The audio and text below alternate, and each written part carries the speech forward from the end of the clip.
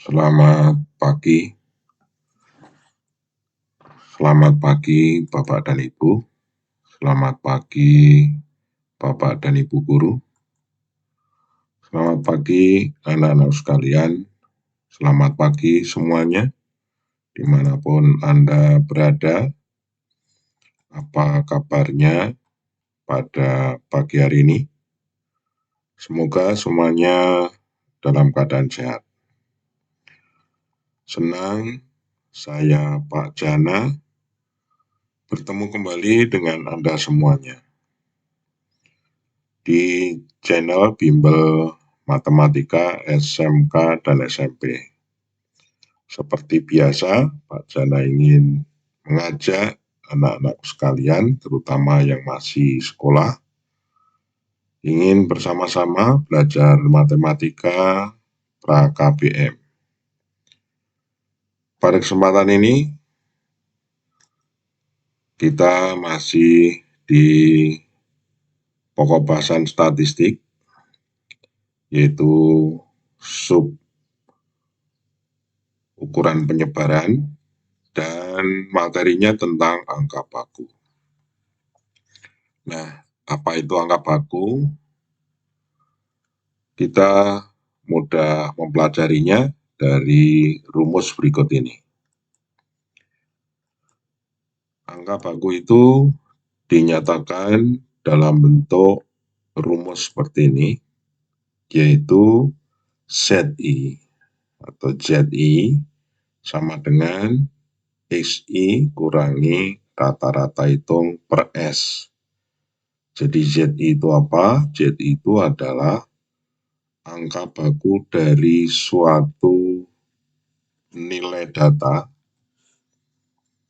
XI dari suatu kelompok data yang memiliki rata-rata hitung X bar dan simpanan baku atau simpanan standarnya adalah S. Nah, itu adalah angka baku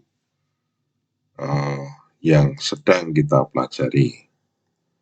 Nah, ini kalau Anda ingin membuat suatu catatan, ya saya buatkan masing-masing komponen dari rumus angka baku. Nah, kadang dari satu rumus angka baku ini, kadang di ujian atau ulangan harian atau latihan-latihan soal, muncul permainan rumus. Jadi dari satu rumus ini maksudnya dapat ditanyakan beberapa komponen penyusun rumus ini. Nah, misalnya di sini ZI ya kan sama dengan apa? SI kurang rata-rata hitung per S, maka kita akan dapat menjabarkan rumus ini dengan melakukan perkalian silang. Ya, sesungguhnya perkalian silang ini sesungguhnya tidak ada ya, ini adalah suatu teknik saja. Bahwa Z ini menyebutnya 1 dikalikan dengan pembilang sebelah kanan persamaan, itu nilainya akan sama dengan ZI sebagai pembilang sebelah kiri persamaan dikalikan dengan S sebagai penyebut sebelah kanan persamaan. Maka hasilnya adalah menjadi, nah ini, bahwa S kalikan ZI sama dengan SI kurang rata-rata hitung atau X bar. Dari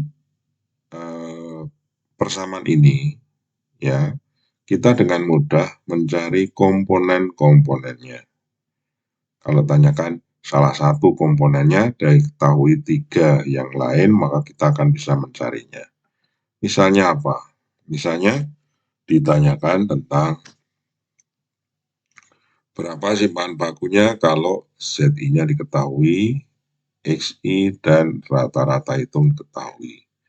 Maka dengan mudah bahwa S simpan baku sama dengan apa? Sebelah kanan ini apa? XI kurang rata-rata hitung, kemudian dibagi dengan ZI. Kalau ditanyakan berapa nilai data kalau angka bakunya ZI dan kelompok data itu mempunyai simpangan baku S dan rata-rata hitungnya diketahui. Maka dengan mudah ini XI ini sama dengan apa? Ini yang rata-rata X bar ini pindah ke kiri. Menjadi plus, ya kan? Menjadi positif. Selesai ketemu kan? Kalau yang ditanyakan rata-rata hitungnya bagaimana? Ini rata-rata hitung pindah ke kiri, ya kan? Kemudian ini S kali Z ini pindah ke kanan. Rata-rata hitung pindah ke kiri jadi positif, sedangkan S kali ZI ke kanan persamaan ya, itu nilainya menjadi negatif. Maka diperoleh 3 ya rumus baru dari satu rumus itu. Ini S, ya kan? Kemudian ini adalah XI. Dan satu lagi ini adalah X bar atau rata-rata hitung, ya gitu. Baik, ini dari ketiga rumus ini saya tidak membuat suatu contoh soal. Ya ini nanti Anda kembangkan tersendiri ya, tapi saya pesan hanya begitu satu rumus yang ingat-ingat apa? ZI sama dengan XI kurang rata-rata hitung per S ini. Ini yang perlu diingat-ingat. Yang lain bisa dicari dengan cara seperti ini tadi. Ya oke, kita akan membuat suatu contoh. Contoh jika diketahui, ya, ketahui apa di sini? Contoh, suatu populasi mempunyai rata-rata hitung 80, simpangan bakunya 5. Tentukan angka baku dari nilai data. Jadi ditanyakan angka baku kalau nilai datanya 70, 8, dan yang B adalah kalau nilai datanya 86. Dari suatu kelompok data yang memiliki apa? Min atau I garis 80 dan simpangan baku S sama dengan berapa? 5. Kita gunakan rumus tadi yang baru saja kita tuliskan, yaitu bahwa yang pertama XI 78, ZI untuk 78 sama dengan apa? Yaitu 78 dikurangi rata-rata hitung 80 dibagi S-nya 5. Ketemu berapa? Nah, negatif 2/5. Desimalnya negatif 0,4. Kemudian yang B. Yang B, kalau XI-nya 86, maka ZI 86 sama dengan 86 dikurangi 80, rata-rata hitungnya per 5 S-nya. Ya, maka diperoleh 86 kurangi 80 per 5 sama dengan 6/5, 1,2. Nah, di sini saya akan menunjukkan pada kalian bahwa untuk yang A ini apa? Nilai datanya kalau kita banding dengan apa rata-rata hitungnya bagaimana? Bahwa nilai datanya lebih kecil daripada rata-rata hitung. Sehingga apa hasil pengurangannya negatif, maka ZI-nya bagaimana? Bernilai negatif. Nah, yang B, bahwa rata-rata nilai data itu lebih besar dari rata-rata hitungnya. Maka hasil pengurangannya positif dan ZI-nya dari 86 ini adalah bernilai positif. Kenapa demikian? Karena ini S ini, simpan baku ini selalu bernilai positif. Ya, jadi kesimpulannya apa? Kalau nilai data itu lebih kecil dari apa? Dari rata-rata hitung, maka dia akan mendapatkan apa? Nilai angka baku negatif. Tapi kalau nilai data itu lebih besar dari rata-rata hitungnya, maka akan didapatkan apa? Nilai ZI untuk data itu bernilai positif. Ya, baik. Kita akan melihat contoh berikutnya.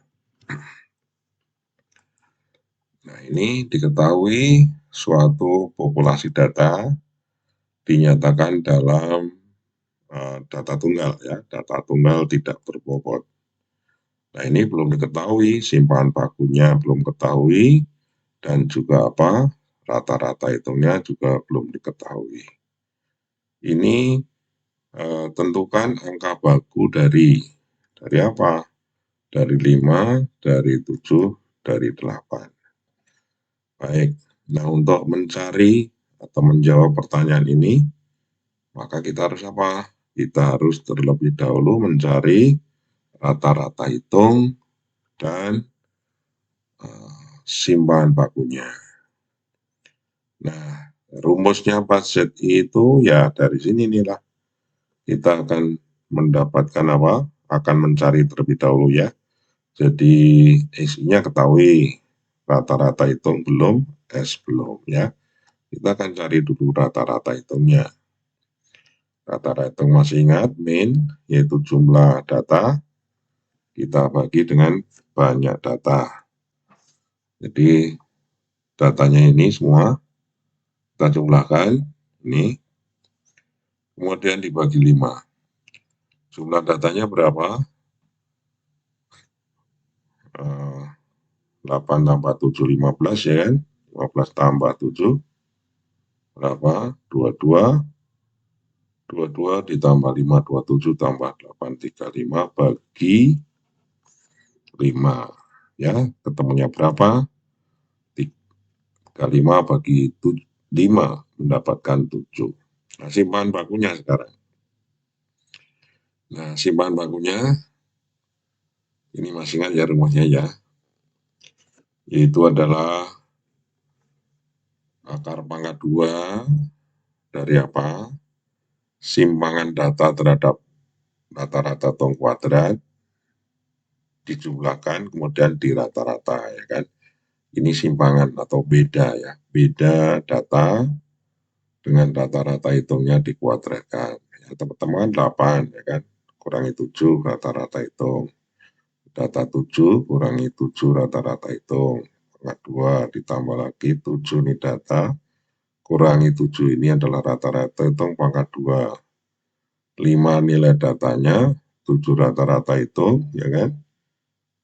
Kuadrat, terus ini 8, kurangi rata-rata hitungnya, 7 pangkat 2. Nah, simpanan-simpanan yang sudah dikuadratkan ke ini, kemudian dibagi 5. Jadi ini apa nih? Jumlah apa nih namanya? Rata-rata kuadrat ya. Kalau ini kita apa namanya dari pelajaran yang sudah kita pelajari, ini adalah rata-rata kuadrat dari simpangan data terhadap rata-rata hitung atau terhadap min. Ya, kemudian ditarik akarnya. Nah, ditarik akarnya. Hasilnya apa ini? 8 kurangi 7, 1 kuadrat ya 1, 0. 7 kurangi 7, 0 ya, kuadratkan ya 0 ya kan. 7 kurang 7, pangkat 2, 0. Kemudian ada lagi apa? 5 kurang 7, kuadrat 4. Ini 8 kurang 7, pangkat 2 nih ya, 1. Dibagi 5. Oke, ketemunya berapa? Jumlah berapa? Pembilang adalah 6. 6 bagi 5 ya. 6 bagi 5 itu adalah 1,2. Ditarik akarnya, ketemu 1,1.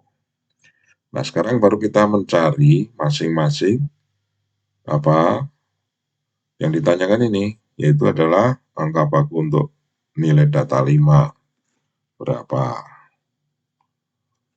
Angka baku untuk nilai data 5 yaitu ZI5 sama dengan 5 kurang 7 dibagi 1,1 minus, ya ketemunya minus 2 per 1,1 jadi minus 1,82.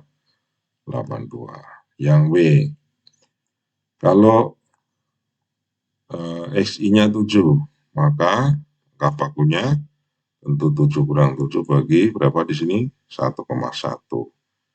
7 kurang 7, 0 dibagi 1,1 ya Z-nya 0. Terus apa lagi? ZI8 ya, sama dengan 8 kurang 7 bagi 1,1 ketemu 1 per 1,1 ketemu 0,91. Nah, di sini juga kalian perhatikan bahwa angka-angka baku itu bisa saja bernilai negatif, bisa bernilai 0, ya kan? Ini nilainya negatif. Kalau XI-nya atau nilai datanya lebih kecil dari apa? Rata-rata itu. Dan 0 kalau nilai data dan rata-rata hitungnya sama. Bernilai positif kalau nilai data lebih besar dari nilai rata-rata itu. Ya, oke. Saya rasa itu dapat mudah dipelajari ya. Oke. Semuanya tahu. Sekarang kita lanjut ke contoh berikutnya. Kalau data itu yang diketahui data tunggal yang berbobot. Nah ini data tunggal berbobot. Dari data berikut ini tentukan angka baku dari 21 dan 28. Ya tentu masing-masing ya, angka baku 21 berapa dan angka 28 nilai baku untuk nilai 28 berapa. Nah, seperti apa datanya? Nah, ini datanya.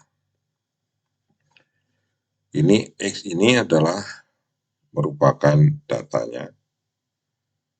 Dan kemudian ini frekuensi masing-masing. Nah, sekarang jumlahnya berapa? 40 ya. Nah, sekarang apa yang harus kita cari terlebih dahulu? Ya, tentu adalah rata-rata itu. Kita cari terlebih dahulu. Ini rata-rata yang rumusnya ini. Kenapa kita pakai ini? Kita cari yang pakai rumus yang mudah ya. Yang hitungannya lebih kecil. Kita gunakan rata-rata apa? Namanya ini M menggunakan rata-rata sementara. Nah, kolom-kolom yang dibutuhkan apa? Tentu adalah kolom DI belum ada. Kita tambahkan kolom DI. Oh iya, rata-rata itu yang kita gunakan berapa? 24. Nah, ini kolom DI-nya. Sudah kita isi. Masih ingat? Semua data ini dikurangi dengan rata-rata sementara 24. Maka hasilnya 20 kurangi 24 ini negatif 4. 22 kurangi 24 negatif 2. 24 kurangi 24 0 ya kan? 26 kurangi 2, 24 2. 28 kurangi 24 adalah 4. Nah, ini baru DI. Kemudian apa yang dibutuhkan? Sigma DI kali FI tentu kita cari dulu perkalian dari DI dan FI. Tambah satu kolom lagi. Ya. Nah, itu kita kalikan. Jadi D ini kita kalikan dengan frekuensinya. Ya, oke. Paham ya? 6 kali negatif 4, negatif 24. 8 kali negatif 2, negatif 16. 9 kali 0, 0 ya kan gitu ya. Dan seterusnya ya. Jumlah berapa? 10. Nah, maka sekarang kita dapatkan. Bisa kita mencari rata-rata hitungnya. Yaitu X garis sama dengan berapa X garis? M-nya berapa? 24. Sedangkan sigma DFI-nya jumlahnya berapa? Ini 10 dibagi sigma FI 40. Oke. Nah, hasilnya berapa? Ya, 24 ditambah 10 dibagi 40 itu seperempat atau 0,25. Jadi hasilnya 24,25. Baik, apalagi yang perlu kita cari? Yaitu adalah simpangan baku. Ya, Simpan baku rumusnya seperti ini. Apa yang perlu kita cari? Sigma DIFI sudah ada. Datanya sudah ada. Sigma FI juga sudah ada. Jadi perlu tambah apa? Perlu ditambah DI pangkat 2 kalikan FI. Jadi tambah satu kolom lagi, yaitu DI pangkat 2. Mana DI? Ya, DI pangkat 2. Tahu ya? Ini DI 4 kalikan pangkat 2 adalah 16. Negatif 2, 4, 0, 0, 2, 4, 4, 16. Kemudian kita kalikan dengan apa? Frekuensi. Saya tambah satu kolom lagi. Ya, DI kalikan frekuensinya. DI kuadrat maksud saya. Berapa ini? 16 dikalikan 6. Ya, sekian ya, 96. Kemudian 4 kalikan 8, 32. 0 kali 9, 0. Ya kan? 4 kali 9, 36. 16 kali 8, 128. Kemudian dijumlah. Oke, dijumlah ketemunya berapa? 292. Kita masukkan ke rumus. Ya, oke. Tahu ya? Ini 292 sigma DI kuadrat FI dibagi FI 40, kemudian sigma DI FI per sigma FI-nya apa? Adalah 10/40 ya, dipangkatkan 2. Oke ya. Jadi ini bagi 40, kemudian ini bagi 40 pangkat 2. Ini hasilnya. Oke. Sekarang kita lanjut hasilnya. Kita lihat perhitungan selanjutnya ini. Dan hasilnya adalah akar 7,237. Yaitu 2,69. Nah sekarang rata-rata hitung min-nya sudah ada. Min sudah ada. Simpangan baku sudah ada. Kita bisa mencari apa? Z untuk 21 dan juga 28. Z21 kita cari terlebih dahulu. Hasilnya adalah 21 dikurangi rata-rata hitung 24,25 dibagi simpan bakunya kita apa nih? Kita bulatkan ya. Dari 2,69 menjadi 2,7 untuk mempermudah hitungannya. Oke. Hasilnya ini ya. Nah, itulah hasilnya jadi negatif 1,21. Kemudian untuk yang 28 hasilnya adalah nah ini 1,44. Yang sesungguhnya ini yang 2,69 ya untuk simpan baku ya, boleh juga dibulatkan, boleh juga tidak ya. Ini harusnya konsisten ya, harusnya 2,7 ya. Ya ini 2,7 juga ya semuanya gitu. Tapi ada selisih sedikit nggak apa-apa. Kalau pakai kalkulator, bantu alat hitung nggak masalah ya. Baik, kita lanjut sekarang. Ada satu contoh lagi untuk data yang disajikan dalam data kelompok ya. Data kelompok tentu dinyatakan dalam bentuk distribusi frekuensi. Baik, hasil ujian matematika kelas bisnis. Nah ini datanya.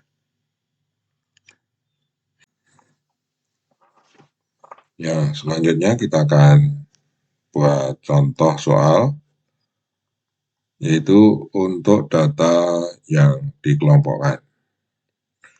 Ini hasil ujian matematika kelas bisnis. Nah ini datanya.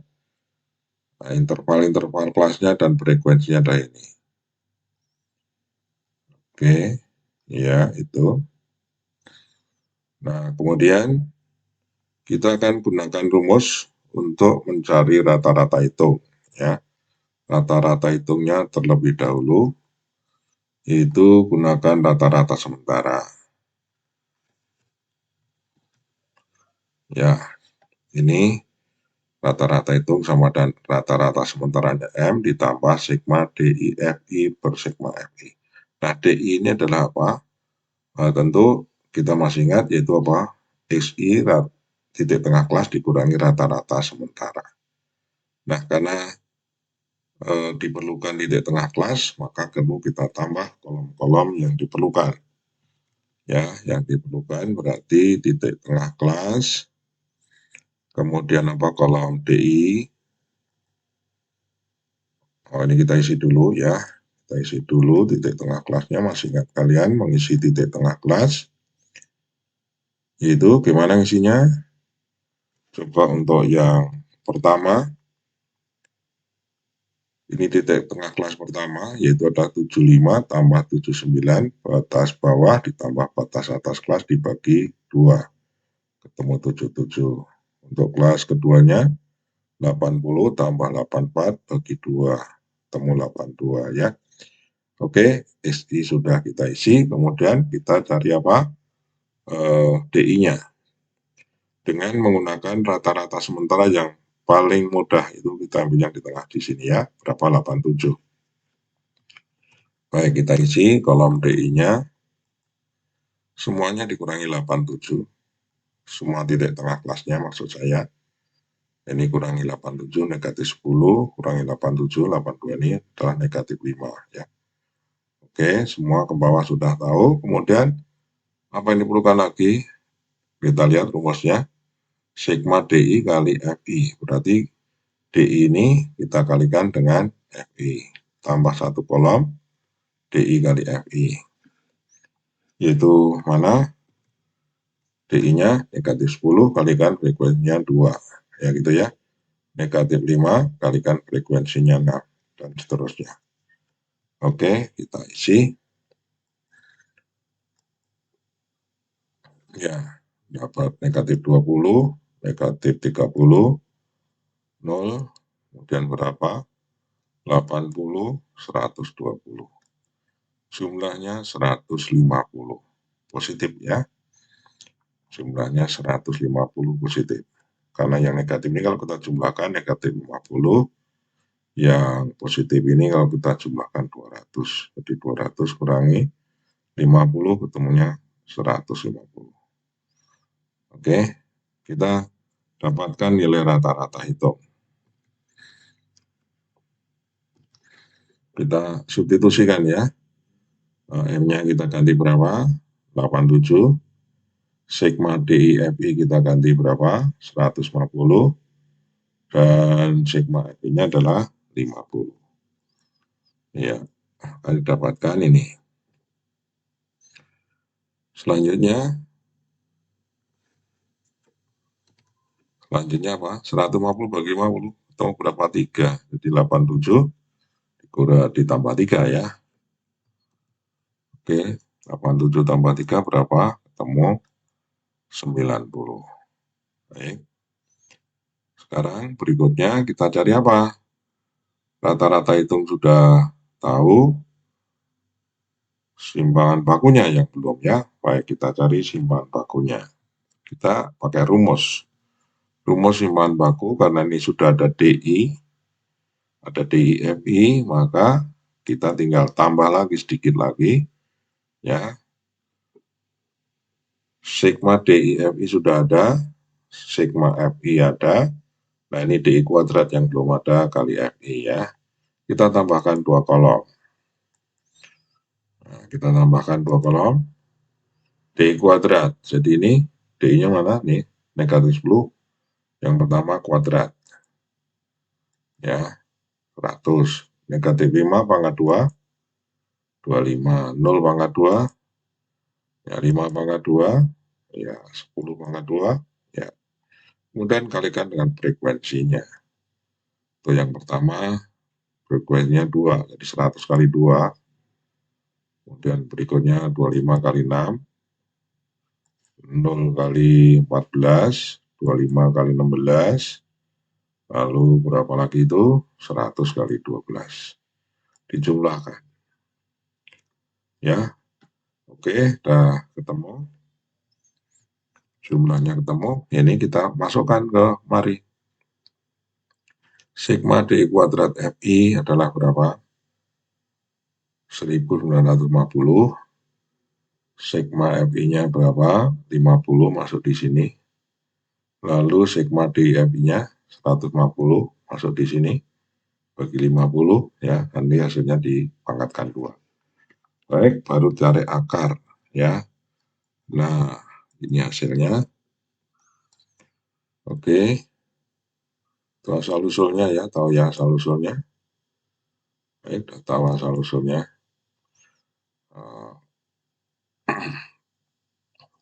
Sekarang kita hitung hasilnya adalah ada berapa? Hasilnya adalah akar 30. Akar 30 itu berapa? 5,477. Nah, sekarang kalau kita bisa, ya baru kita sekarang bisa mencari apa? Angka baku untuk berapa? 98. Ya, berarti 98, berarti angka bakunya berapa? 98 dikurangi rata-rata hitung, 90 dibagi S-nya 5,477. Ketemu 8 dibagi 5,77 ketemu berapa? 1,461. Yang 89, yang B. Ya, oh ya, ini. Oke, yang B adalah 89 kurang dari berapa rata-rata hitung ya, sehingga hasilnya negatif. Baik, sudah selesai untuk contoh-contohnya. Nah, sekarang dicoba. Ada soal latihan ini, diketahui data berikut. Mana datanya? Nah, ini datanya. Oke, ini datanya. Kemudian ditanyakan, hitunglah angka baku dari nilai data berikut ini. 71,0, yang B-nya 72,5, dan C-nya 73,5. Ya, baik, silakan untuk dicoba untuk meyakinkan bahwa Anda sudah bisa, ya, bahwa Anda sudah bisa mengikuti pelajaran ini. Baik, sampai di sini. Saya ucapkan terima kasih atas perhatiannya. Mohon untuk subscribe-nya, like-nya, dan share ya, bagikan kepada teman yang membutuhkan. Ya, sampai jumpa. Terima kasih.